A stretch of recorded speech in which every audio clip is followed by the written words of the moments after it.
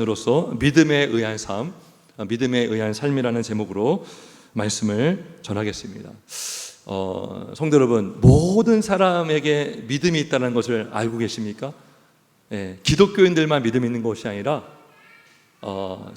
종교가 없는 사람들도 다 믿음이 있습니다. 모든 사람은 저마다 어떠한 믿음을 갖고 있습니다. 심지어 무신론자는 뭡니까? 신이 없다라고 믿는 것입니다. 신이 없다라고 믿는 것이죠. 진화론도 믿음입니다. 엄밀히 말하면 믿음입니다. 생명의 기원을 눈으로, 과학으로 증명할 수가 없습니다. 우주가 어떻게 시작됐는가, 빅뱅을 말하지만 정확하게 그 빅뱅 이전은 또 뭐가 있었는가, 과학이 설명할 수 없습니다. 그래서 어떤 사람들은 우연히 모든 것들이 저절로 생겨나서 사람도 만들어지고 또 동물도 생기고, 그렇게 사람들은 믿습니다. 그런데 사람들은 주로 어떤 걸 믿느냐? 눈에 보이는 것을 믿으려고 하는 경향이 있습니다. 그래서 과학으로 실험을 해서 직접 관찰해야 눈으로 확인하면 내가 믿겠다라고 사람들은 말합니다. 그래서 과학으로 증명이 되면 믿으려고 하고, 증명이 되지 않으면 의견을 보류하거나 또 없다라고 단정을 짓기도 합니다. 근데 여러분, 사람이 눈으로 본다고 해서 과연 그것이 정말 전부일까? 우리가 과학으로 증명된 어떤 것을 본다고 해서 그것이 정말 이 세상을 다 설명할 수 있는 것인가? 우리가 눈으로 보는 것이 정말 정확한 것인가? 우리가 의문을 가질 수가 있습니다.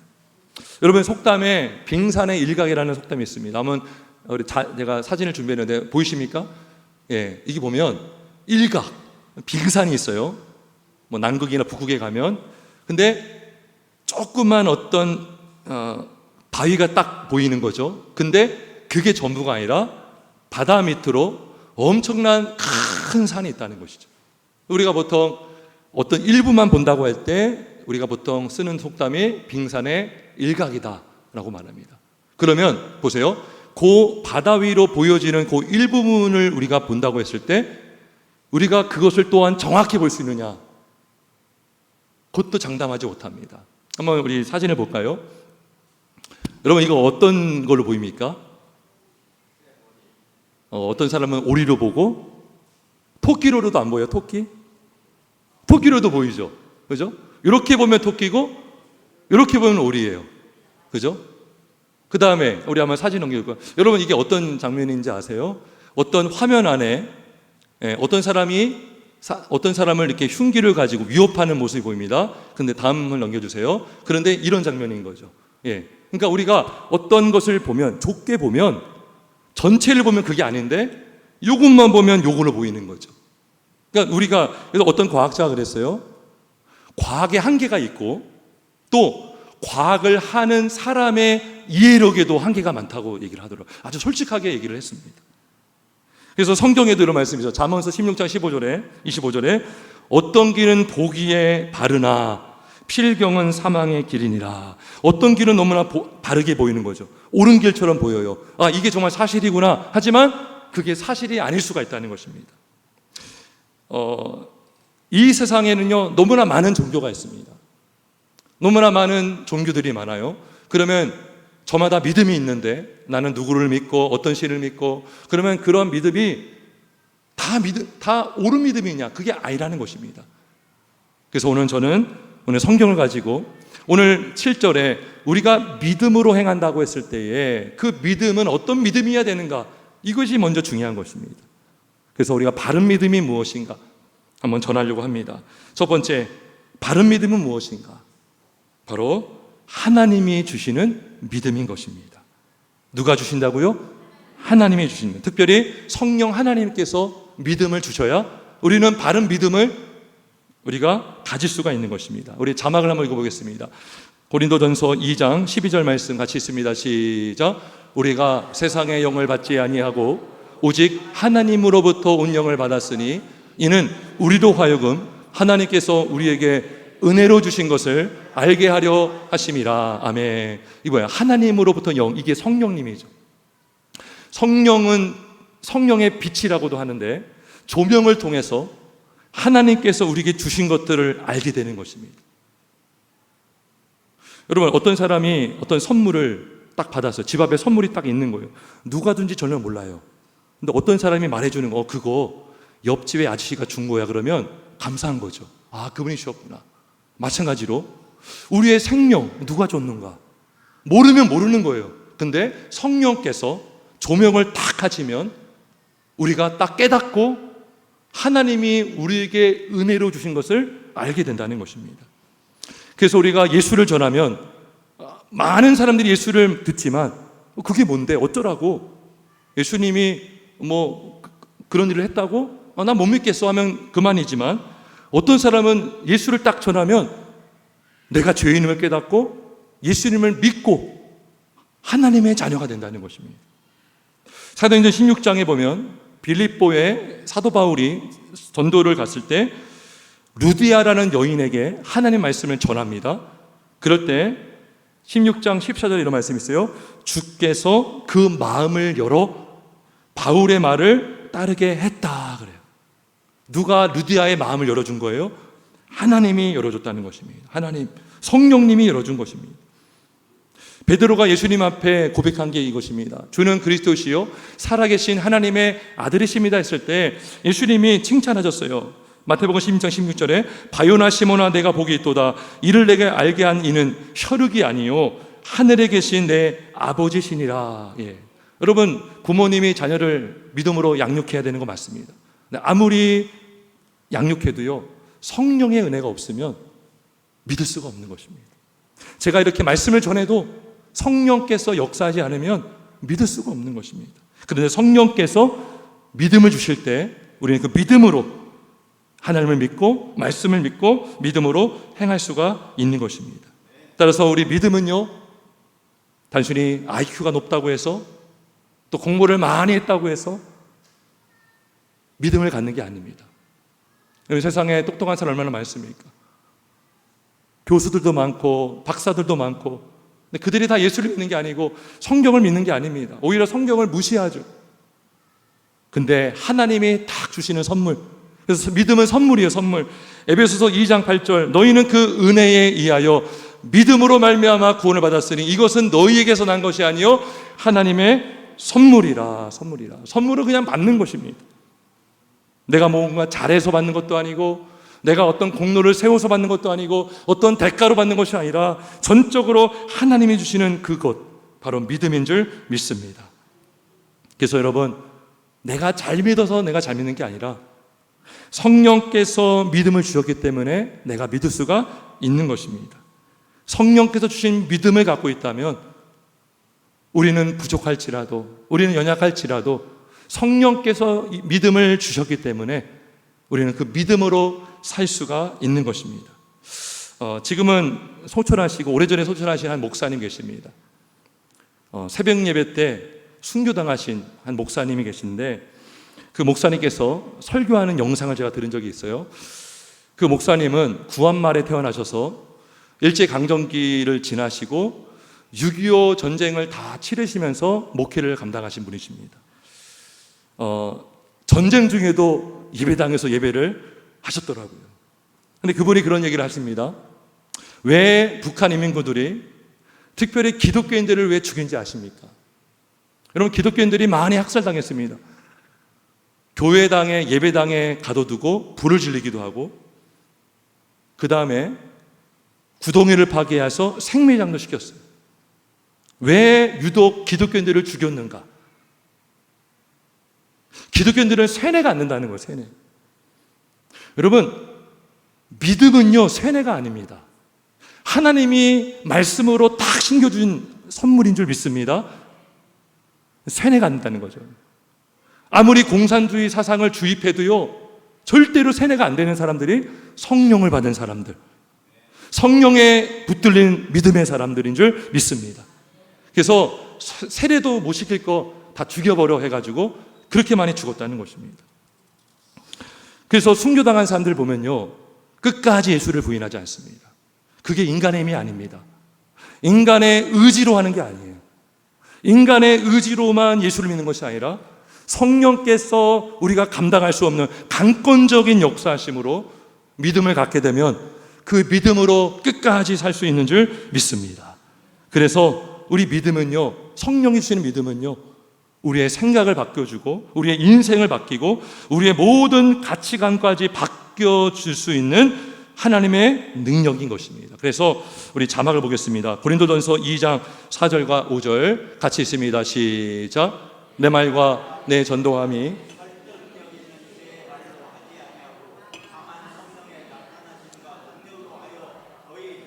사람의 지혜에 있지 아니하고 다만 하나님의 능력에 있게 하려 하였노라. 아멘. 그죠? 설득으로 안 된다는 거죠. 여러분, 우리가 설득 당한 게 아닙니다, 여러분. 믿음은요, 어떤 지혜의 말로 설득 당한 것이 아닙니다. 이거 합리적이구나, 납득할 만하네 해서 믿는 게 아닙니다. 여러분, 부활을 여러분 납득할 수 있습니까? 무에서 유가 창조된 것을 흙으로 빚으신 사람을 여러분 믿을 수 있습니까? 납득이 된 게 아니라 성령의 능력, 성령의 나타나심으로 죽은 자를 살리신다는 그 능력, 성령의 능력으로 그 믿음을 갖게 된 줄 믿습니다. 그래서 이 믿음을 갖는 것은요, 엄청난 사건입니다. 여러분 대수롭게 여기지 않길 바랍니다. 믿음은 금보다도 귀한 믿음. 베드로전서 1장 7절의 말씀이 있어요. 너희의 믿음의 확실함은 불로 연단하여도 없어질 금보다 더 귀하여 예수 그리스도께서 나타나실 때에 칭찬과 영광과 존귀를 얻게 할 것이니라. 할렐루야. 이 믿음을 하나님이 주신 믿음, 성령님이 주신 믿음인 줄 믿으시기를 주의 이름으로 축원합니다. 그렇다면 우리가 어떻게 할 수 있습니까? 내 믿음이 정말 성령님이 주신 믿음인가? 아니면 내 감정이 아닌가?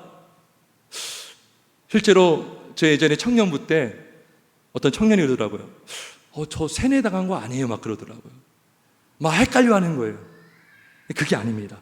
내가 어떻게 내 믿음이 성령께서 주신 믿음인 걸 알 수 있는가? 그것은 참 바른 믿음이 무엇인가? 두 번째, 거기에 답이 나와 있습니다. 자, 두 번째, 바른 믿음은 어떤 믿음이냐? 하나님의 말씀에 기초한 믿음인 것입니다. 따라 봅시다. 하나님의 말씀, 그 말씀에 기초한 믿음, 그 믿음을 갖고 있다면 그 믿음은 누가 주신 믿음이에요? 하나님이 주신 믿음이라는 거죠. 성령님, 하나님이 나에게 믿음을 주셨다는 걸 내가 어떻게 확신할 수 있는가? 말씀을 믿는 나를 보면 알 수 있는 거죠. 내가 말씀을 믿고 있다면 그 믿음은 성령님이 주신 믿음인 것입니다. 오늘 고린도후서 5장 7절에 우리가 믿음으로 행한다 했을 때에 그 믿음의 대상이 있다는 것입니다. 믿음의 기초가 있다는 것이죠. 그 믿음의 기초가 바로 하나님의 말씀이죠. 내가 하나님의 말씀을 믿으면 우리는 그 말씀에 순종하여 말씀으로 행할 수가 있는 것입니다. 그래서 말씀에 기초한 믿음이 바로 성령께서 주신 믿음이라는 것입니다. 안타깝게도 오늘날 많은 사람들이 하나님의 말씀이 아닌 세상의 잘못된 사상, 잘못된 철학에 기초한 믿음을 갖고 살고 있습니다. 유물론은 뭡니까? 모든 것은 물질로만 되어 있다. 이 세상은 물질로만 되어 있다. 정신까지도 물질이고, 우리가 영혼을 믿지만 유물론을 믿으면 영혼을 믿지 않습니다. 사람에게 영혼이 있다는 것을 믿지 않습니다. 자연주의를 추종합니다. 자연주의가 뭐냐면 초자연은 없다는 겁니다. 과학주의가 뭐냐면 과학으로 증명돼야만 사실이라고 믿는 거죠. 과학으로만 확인할 수 있다는 것입니다. 그게 과학주의입니다.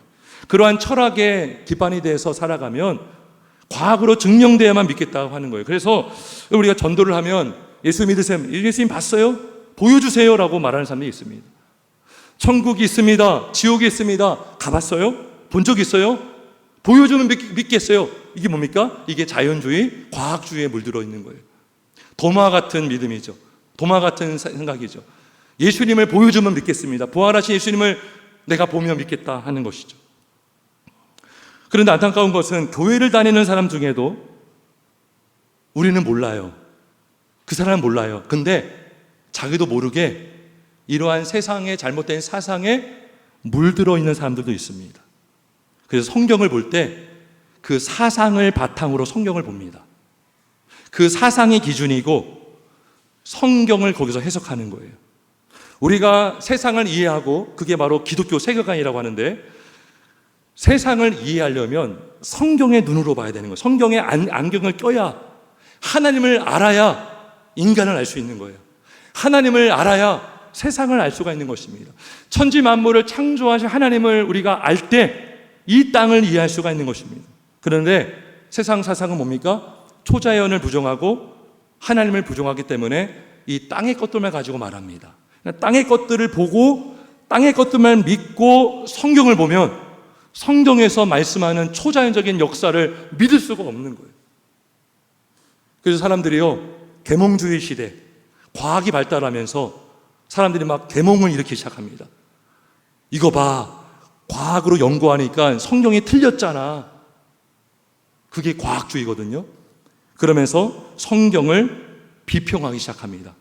그 나온 신학이 성경 비평 신학, 이성주의 신학, 자유주의 신학. 우리는 성경의 권위로부터 자유로워집니다. 모든 권위를 다 우리는 무시합시다. 그러면서 자유주의 신앙이 막 생기기 시작합니다. 그래서 성경을 인간이 만든 책이다, 성경에서 말씀하고 있는 기적은 꿈이란 이야기다, 소설이다라고 성경의 권위를 무너뜨리게 시작했습니다. 성도 여러분, 유럽의 교회가요 많이 무너졌다고 합니다. 실제로 그렇습니다.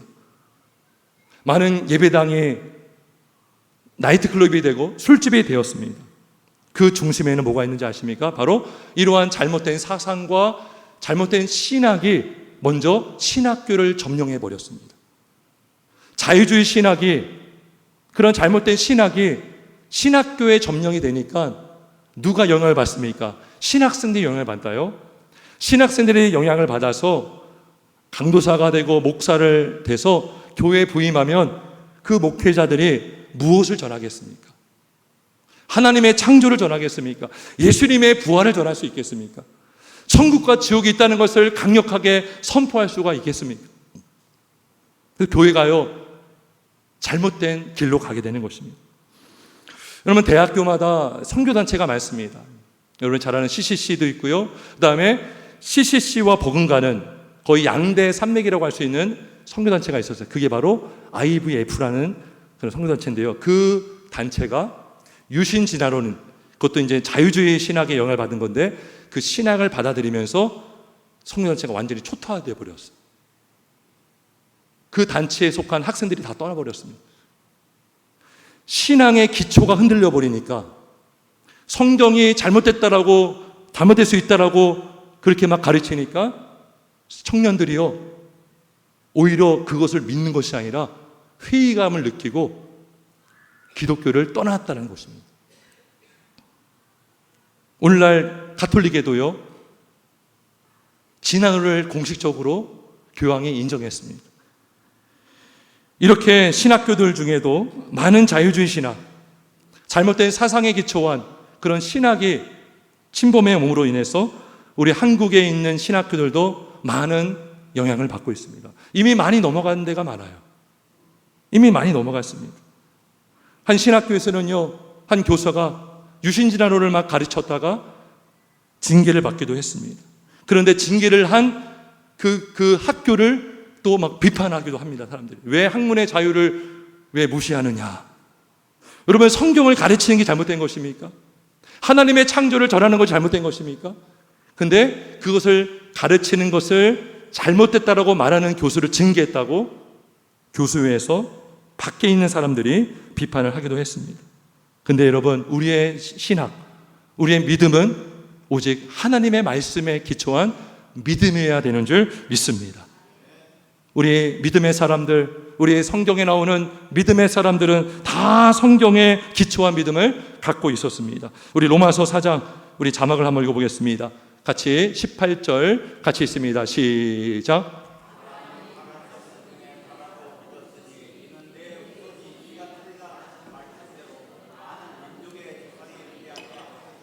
예, 아브라함이 믿었던 믿음 뭡니까?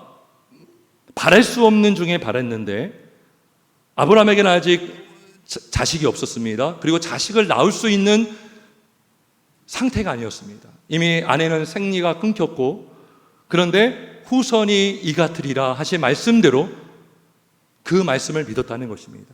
21절 약속하신 그것을 또한 능히 이루실 줄을 확신하였으니 그러므로 그것이 그에게 의로 여겨졌느니라. 그래서 아브라함이 믿음의 조상이 된 것입니다.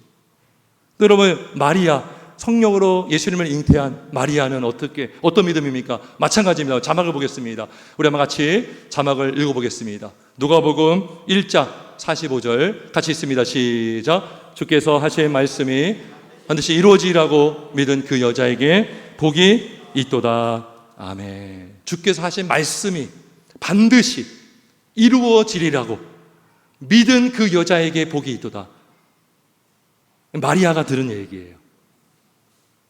요셉과 관계를 맺지 않았던 여자인데, 여러분, 남자와 여자가 관계를 맺지 않아도 어떻게 얘기가 납니까? 근데 하나님이 천사를 통해서 마리아에게 말씀해 준 거예요. 근데 그거를 그대로 믿습니다. 과학적으로는 믿을 수 없어요. 하지만 성령의 능력으로 믿게 된 줄 믿습니다. 말씀이 반드시 이루어지라고 믿은 그 자에게 복이 있도다. 우리가 말씀대로 믿는다면 그 사람은 복된 사람인 줄 믿습니다. 따라서 우리가 어떻게 이 말씀에 기초한 믿음을 가질 수 있습니까? 답은 간단합니다. 말씀을 부지런히 듣기를 주의 이름으로 축원합니다. 로마서 10장 17절에 그러므로 믿음은 들음에서 나고 들음은 그리스도의 말씀으로 말미암았느니라. 그래서 우리가 성경을 읽기도 하지만 특별히 우리가 예배 중에 설교를 통해 선포되는 하나님의 말씀을 통하여서 우리는 믿음을 더 가질 수가 있는 것입니다. 저는 목사로서 또 개인적으로 설교에 특별한 은혜가 있다고 저는 믿습니다. 고린도전서에 보면 하나님께서 전도에 미련한 것으로 믿는 자들을 구원하시기를 기뻐하셨다라고 말씀이 있어요. 여기서 말하는 전도는 프리칭입니다. 설교를 말합니다. 설교. 많은 사람들이 하나님의 말씀, 그리스도의 복음을 듣고 예수를 믿었습니다. 그리고 말씀을 듣고 성경을 또 읽는 것이죠. 우리 한국교회가 부흥한 이유가 뭘까? 어떤 사람들은 왜 한국에 이렇게 예배가 많습니까? 왜 새벽 예배가 있고 금요일도 있고 수요일도 있고 또 주일에도 왜 그렇게 예배를 드립니까? 근데요, 제가 신앙생활을 하고 목회를 해보니까요, 우리가 듣지 않고서는 우리의 믿음을 지킬 수가 없습니다. 한국교회가 부흥했고 지금도 그 믿음의 교회, 그 신앙을 지킬 수 있는 것은 바로 이 예배를 통한 하나님의 은혜, 설교를 통한 하나님의 은혜가 있었기 때문인 줄 믿습니다. 그래서 히브리서에 보면 모이기를 패하기를 하는 어떤 사람들의 습관 가지 말라 그랬습니다. 모이기에 힘쓰고. 초대교회의 특징이 뭡니까? 늘 모였습니다. 집에서 모이고 성전에서 모이고 떡을 떼고 사도의 가르침을 받아 서로 교제하고 떡을 떼며 기도하기에 힘쓰더라. 이게 바로 초대교회 아닙니까? 우리가 말씀을 부지런히 듣고 말씀으로 믿음이 자라나길 주의 이름으로 축원합니다. 그리고 우리 자녀들에게도 하나님의 말씀을 전수하기를 주의 이름으로 축원합니다. 잠언 22장 6절에 마땅히 행할 길을 아이에게 가르치라. 그리하면 늙어도 그것을 떠나지 아니하리라. 사랑하는 성도 여러분, 우리 자녀들이요, 초등학교만 가도 진화론을 접합니다. 중학교, 고등학교 가면 더 깊이 진화론을 배웁니다. 빅뱅을 배웁니다. 그러한 잘못된 믿음이 심겨지기 전에 우리 어린 아이들이 어릴 때부터 하나님의 천지 창조를 믿고 예수님의 죽으심과 부활을 믿게 하면, 그 말씀으로 무장이 되면 우리 아이들은 그 믿음의 늙어도 떠나지 않게 될 줄 믿습니다. 이 믿음을 누가 주십니까? 바로 성령님이 주시는 믿음인 것입니다. 말씀을 통해 주시기 때문에 우리가 말씀을 듣고 가까이 하시기를 주님의 이름으로 축원합니다. 그래서 바른 믿음 첫 번째가 뭐였습니까? 누가 주시는 믿음이라고요? 하나님이 주신 믿음. 두 번째는 어디에 기초한 믿음? 말씀에 기초한 믿음. 세 번째입니다. 세 번째는 바른 믿음은 바로 행함이 있는 믿음입니다. 따라 봅시다. 행함이 있는 믿음. 네, 이것이 바로 바른 믿음인 것입니다. 오늘 7절에 고린도후서 5장 7절에 이는 우리가 믿음으로 행하고 보는 것으로 행하지 아니함이로라 그래서 결국 믿음으로 행한다는 거죠. 믿기만 하는 것이 아니라 우리가 믿음으로 행한다는 것은 그 믿음은 행함으로 나타나는 믿음이라는 것입니다. 그 믿음이 바로 진짜 믿음이라는 것이죠. 우리 한번 자막을 보겠습니다. 야고보서 2장에 보면 아주 믿음에 대한 얘기를, 행함에 대한 강조를 하면서 다 읽지 않겠는데 우리 한번 14절만 한번 읽어볼까요? 14절, 2장 14절 시작.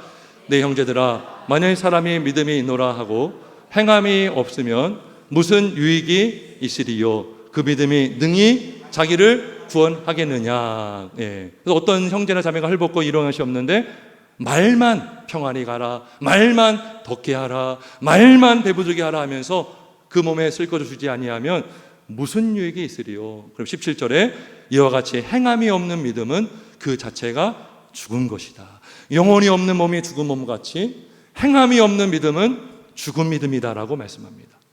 그러면서 19절에 이런 말씀이 있어요. 내가 하나님은 한 분이신 줄을 믿느냐? 잘하는도다. 귀신들도 믿고 떠느니라. 이게 무슨 말씀이냐면 우리가 믿는다고 합니다. 말은 잘해요. 막 청산유수처럼 하나님은 어떤 분이시고 성경 지식 막 많이 알고 있어요. 행함이 없다면 귀신과 다른 게 뭐가 있겠느냐 이거예요. 귀신도 하나님을 인정하는데 너도 인정한다. 근데 행함이 없다면 귀신들과 다른 것이 무엇이냐라고 말씀을 하신 것입니다. 그러면서 요 야고보서 2장 요 말씀 앞에 믿음으로 행한 사람들이 나오는데 그 한 사람이 바로 아브라함입니다. 야고보서 2장 22절에 내가 보거니와 믿음이 그의 행함과 함께 일하고 행함으로 믿음이 온전하게 되었느니라. 이런 말씀이 있어요. 행함으로 의로워진 게 아닙니다. 아브라함은요, 그럼 행위 구원이 되는 거예요. 그건 잘못된, 그건 이단입니다. 행위로 내가 구원받는다 이게 아니라 아브라함의 행함을 통해서 그의 믿음이 바른 믿음이라는 것을 보여줬다는 것입니다. 이해가 되십니까? 그래서 행함으로 믿음이 온전하게 되었다는 것은 그의 행함을 통해서, 그의 순종을 통해서 아브라함의 믿음이 진짜였다는 것을 입증해 줬다는 것입니다. 그래서 성경을 보면 믿음의 사람들의 삶에는 늘 행함이 있었습니다. 말만 하지 않았습니다. 그들 정말 믿음으로 순종했고 믿음으로 행했던 것입니다. 우리 예수님도 행함을 강조했어요. 행함이 있는 믿음을 강조했습니다. 우리 한번 자막 보겠습니다. 마태복음 7장 20절 21절을 같이 한번 읽겠습니다. 시작. 이러므로 그들의 열매로 그들을 알리라. 나더러 주여 주여 하는 자마다 다 천국에 들어갈 것이 아니요 다만 하늘에 계신 내 아버지의 뜻대로 행하는 자라야 들어가리라. 아멘. 이것도 우리가 잘못 오해하면 행함으로 우리가 천국 가는 거야? 그러면 행위 구원이 되는데 그것이 아니라, 여러분, 열매를 맺으려면 가지는 어디에 붙어 있어야 되죠? 나무에 붙어야죠. 우리가 예수님께 붙어 있으려면 우리가 예수님을 어떻게 해야 됩니까? 믿으면 예수님과 연합이 된다고 그랬어요. 내가 열매를 맺는다는 것은 내가 누구와 붙어 있다는 거예요? 예수님과 붙어 있다는 것이고, 내가 예수님과 붙어 있다는 것은 내가 누구를 믿고 있다는 거예요? 예수님을 믿고 있다는 것이죠. 그래서 천국에 갈 수 있다는 거예요. 열매로 그들을 안다는 것은 열매로 그가 예수님께 붙은 그리스도인인지 아닌지를 알 수 있다는 것입니다. 예수님께서 말씀하셨잖아요. 주여 주여 하는 자마다 다 천국에 들어갈 것이 아니요 하늘의 뜻대로 하는 자, 아버지의 뜻대로 하는 자라 들어갈 수 있다 했습니다. 행함이 있는 믿음을 우리가 다 갖기를 주의 이름으로 축원합니다. 근데 놀라운 것은요, 행함의 시작은 믿음이 시작한 믿음. 믿음이 있어야 행할 수 있거든요. 그리고 믿음은 말씀에 기초해야 되고, 그런데 내가 믿음으로 행하면 믿음이 더 좋아집니다. 할렐루야. 믿으십니까? 우리가 믿어야 행할 수 있지만 믿음으로 행하면 내가 믿었던 믿음은 더 강해지고 더 단단해지는 줄 믿습니다. 자, 예를 들어 볼게요. 여러분, 자전거를요, 어느 사람이 한 번도 안 타봤어요. 근데 자전거 타는 법에 대해서 책이 나와서 책 이만한 두꺼운 것을 다 외우고 있습니다. 누가 오면은 빵빵거리고 또 넘어지지 않도록 중심을 잘 잡고. 근데요, 성도 여러분, 자전거는 어떻게 탑니까? 타야 타는 것입니다. 타야 타는 것. 우리가 성경을 너무나 많이 알고 있어요. 행해야 이게 진짜라는 것을 알 수가 있는 거예요. 우리가 자전거 타는 법을 아무리 잘 알아도 타지 않으면 타지 않는 거예요. 내가 타봐야 넘어져야 쓰러져야 내가 더 인내하게 되고 더 믿음이 자라게 되는 것입니다. 할렐루야. 그래서 순종하면 믿음이 더 자라게 되는 것입니다. 요한복음 2장에 보면 너무나 유명한 사건, 가나의 혼인잔치 이야기가 나옵니다. 그 잔치집에 반드시 있어야 되는 포도주가 떨어진 거예요. 그런데 예수님께서 하인들에게 명령합니다. 항아리에 물을 채우라 그래요. 포도주를 채우라는 것이 아니라 물을 채워라 합니다. 근데 하인들이요 바로 순종합니다. 물을 채우고요, 예수님이 또 명령합니다. 물을 떠서 연회장에게 갖다 주라 했더니요, 그들이 또 순종하여 물을 갖다 줍니다. 근데 놀라운 일이 벌어졌습니다. 그 물이 어떻게 되었습니까? 포도주로 변한 거예요. 그 갖다 준 사이에 변한 건지 그 직전에 변했는지는 성경은 침묵하지만 분명한 사실은 물이 변하여 포도주가 되었는데 사람들은 몰라요. 아니 이거 어떻게 된 겁니까? 포도주가 없지 않았습니까? 그래서 요한복음 2장 9절에 이런 말씀이 있어요. 연회장은 물로 된 포도주를 맛보고도 어디서 났는지 알지 못하되, 그 다음에 뭐라고 나오냐면 물 떠온 하인들은 알더라 그래. 무슨 말입니까? 순종한 사람들은 안다는 거예요. 내가 하나님의 말씀을 듣고 순종했더니 역사가 나타났잖아요. 내가 경험한 거예요. 그것은 그 누구에도 줄 수 없는 내 믿음이 되는 거예요. 내가 머리로만 알았던 믿음이 실제가 되는 거예요. 여러분 아무리 100번 얘기해도요, 내가 경험하지 않으면 그 믿음은 의아할 수 있어요. 하지만 정말 내가 믿습니다. 내가 하나님의 말씀이 반드시 이루어질 것을 믿고 약속을 믿고 제가 순종하겠습니다 했더니 역사가 나타나면 그 믿음은 실제가 되는 믿음인 줄 믿습니다. 이 비밀이에요, 비밀. 물돈 하인들만 알았어요. 순종했던 물돈 하인들만 물이 변하여 포도주가 된 것을 믿었다고요. 우리가 순종하면 그 순종한 사람은 하나님의 비밀을 더 깨닫게 될 줄 믿습니다. 그래서 베드로도요, 하나님의 말씀에 순종했을 때에 그물을 내렸죠. 물고기를 잡았습니다. 그가 순종하지 않았다면 물고기를 잡을 수 없어요. 하지만 베드로가 순종함으로 많은 물고기가 그물이 찢어질 정도로 얻게 된 줄 믿습니다. 그래서 여러분 신앙생활은 재밌습니다. 이번에 내가 순종하면 하나님의 어떠한 은혜를 주실까? 어떠한 역사를 이루실까? 내가 기도했더니 응답 주셨거든요. 이번에는 또 어떠한 음성을 들려주실까? 어떠한 응답을 주실까? 그래서 여러분 순종하면 신앙생활이 즐겁게 되는 줄 믿습니다. 따라합시다. 순종하면, 행하면 신앙생활은 즐겁다. 그래서 야고보서 1장 25절에 말씀하기를 실천하는 사람은 그 행하는 일에 복을 받으리라 하나님은 말씀하십니다. 바른 믿음은 어떤 믿음이라고요? 행함이 있는 믿음인 줄 믿습니다. 그 행함이 있는 믿음은 말씀에 기초한 믿음이고, 그 말씀에 기초한 믿음을 누가 주십니까? 하나님이 주신 것입니다. 그렇다면 끝으로 우리 예수님께서 우리가 이러한 믿음을 갖도록 하신 일들이 있습니다. 어떤 일을 하셨을까요? 첫째는 예수님께서 친히 성경 말씀을 성취하셨습니다. 성경 말씀을 그대로 이루셨어요. 구약에서 예언되었던 예수님이 성경대로 이 땅에 오셔서 성경대로 죽으시고 성경대로 3일 만에 예수님은 부활하셨습니다. 그래서 우리가 믿는 믿음이 허구가 아니고 꾸며낸 것이 아니라 진짜 사실이고, 그 부활한 예수님을 본 사람들만 해도 최소 500명이 넘는다고 말씀하고 있습니다.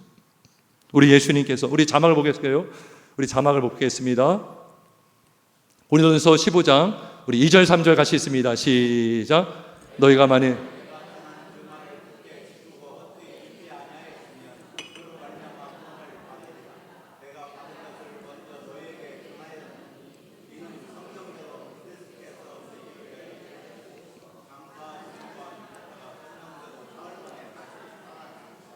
아멘. 여러분, 우리의 믿음은 말씀에 기초한 믿음인데, 예수님께서 우리가 믿어야 할 말씀이 정확한 말씀이고 확실한 말씀이고 반드시 이루어지는 신실한 진리임을 더 확증해 주시려고 예수님은 실제로 성경대로 우리 위하여 죽으셨고 성경대로 사흘 만에 부활하셨습니다. 지금까지 성경 말씀은 단 하나도 틀리지 않고 다 이루어졌습니다. 그리고 앞으로도 이루어질 것을 믿으시기를 주의 이름으로 축원합니다. 그리고 예수님께서 성경대로 성취할 뿐만 아니라 후대에 이 말씀을 통하여 믿음을 갖게 하도록 성경을 기록하게 하셨습니다. 여러분, 성경 말씀이 하나님의 예수님의 역사가 구전으로만 전수되었다면 얼마나 많은 말들이 끼어들겠습니까? 얼마나 와전이 되고 왜곡이 되겠습니까? 하나님께서 그렇게 하지 못하도록 성경 말씀을 다 기록하게 하신 거예요. 우리 한번 자막을 읽어보겠습니다. 요한복음 20장 30절 31절 같이 읽습니다. 시작. 예수께서 제 아들 앞에서 이 책에 기록되지 아니한 다른 표적도 많이 행하였으나 오직 이것을 기록함은 너희로 예수님께서 하나님의 아들 그리스도이심을 믿게 하려 함이요 또 너희로 믿고 그 이름을 힘입어 생명을 얻게 하려 함이니라. 아멘. 이것이 바로 성경을 기록해야 할 목적입니다. 우리에게 믿음을 갖게 하도록. 왜요? 믿음은 말씀에 기초해야 되거든요. 성경에 기초해야 되는데 성경이 있기 때문에 우리는 말씀을 읽고 들을 수 있고 우리가 말씀을 들음으로 예수님이 나의 구원자이시고 창조주이시며 그리스도이심을 믿을 수가 있는 것입니다. 우리 예수님은 이를 위하여 성경을 성취하시고 성경을 기록하게 하셨습니다. 두 번째로 예수님은 우리가 믿음을 갖도록 성령을 보내주셨습니다. 아까 믿음이 누가 준다는 믿음이 누가 주는 믿음이라고 했습니까? 하나님이 주는 믿음, 특별히 성령님이 주시는 믿음인데 예수님께서 그래서 부활 승천하시면서 우리에게 또 다른 보혜사 성령님을 보내주셨습니다. 우리 자막을 한번 읽어보겠습니다. 요한복음 15장 26절 같이 있습니다. 시작. 내가 아버지께로부터 너희에게 보낼 보혜사 곧 아버지께로부터 나오시는 진리의 성령이 오실 때에 그가 나를 증언하실 것이요. 아멘. 여러분, 성경 말씀이 아무리 진리라고 해도 내가 믿을 수 있도록 해주는 힘은 성령의 능력이라고 했습니다. 근데 그 능력을 우리에게, 그 능력의 성령님을 우리에게 보내주신 분이 바로 예수님인 줄 믿으시기를 주의 이름으로 축원합니다. 그래서 요한복음 16장 6절에 이렇게 말씀했어요. 그래서 내가 너희를 떠나는 것이 너희에게 유익하다 그랬습니다. 예수님께서 승천하시고 성령을 보내주신 줄 믿습니다. 마지막 세 번째, 예수님께서 우리가 믿음을 갖도록 하시는 일이 뭡니까? 바로 우리를 위해서 기도해 주고 계십니다. 그래서 우리가 믿음을 갖게 하십니다. 우리 자막 말씀 누가복음 12장 31절 32절 같이 읽습니다. 시작. 시몬아 시몬아 보라 사탄이 너희를 밀가부르듯 하려고 요구하였으나 그러나 내가 너희를 위하여 내 믿음이 떨어지지 않기를 기도하였으니 너는 돌이킨 후에 내 형제를 굳게 하라. 아멘. 여러분, 우리의 힘으로 우리가 믿음을 지키는 것이 아니라 지금도 쉬지 않고 성도를 위해서 기도하시는 예수님의 중보 때문에 우리가 예수를 믿었고 지금도 믿고 있는 줄 믿습니다. 여러분, 철로역정 우리가 옛날에 책 다 읽었습니다. 세미나도 갔다 왔습니다. 저는 철로역정 중에서 가장 기억에 남는 것은 그 장면이에요. 크리스천이 누구의 인도를 받아서 해석자의 집에 들어갔는데 그 집에 갔더니 벽난로가 있는 거예요. 불이 막 피어오릅니다. 근데 어떤 사람이 물을 가지고 그 불을 끄려고 막 물을 막 쏟아부어요. 근데 그 불이 어떻게 됩니까? 더 활활 타오르는 거예요. 그랬더니 그 인도자가요, 크리스천을 뒤로 데려갑니다. 난로 뒤로 딱 들어갔더니 어떤 사람이 그 불에다가 기름을 붓고 있는 거예요. 그러면 불에다가 물을 끼얹은 사람은 누굽니까? 마귀예요, 마귀. 그러면 난로 뒤에서 기름을 붓고 계신 분이 누구십니까? 예수님. 우리에게 있는 성령의 은혜를 마귀는 끊임없이 없애려고 찬물을 끼얹습니다. 우리의 뜨거운 마음을 딱딱한 마음이 되게 하고 차갑게 만들려고 사탄 마귀는 끊임없이 성경의 권위를 무너뜨리고 세상의 철학에 물들게 하고 잘못된 신학에 젖어들게 만듭니다. 하지만 우리 예수님께서 우리 믿음의 사람이 성령의 은혜를 갖고 있도록 지금도 성령의 기름을 부어주고 계심을 믿으시기를 주의 이름으로 축원합니다. 그래서 우리는 믿음을 지킬 수 있는 겁니다. 성령이 주신 믿음, 말씀에 기초한 믿음, 그리고 그 말씀대로 행하는 우리 모두가 되어서 하나님이 영광 받으시고 또 우리에게도 그 은혜가 넘치는 복된 인생이 되시길 주님의 이름으로 축원합니다. 기도하겠습니다.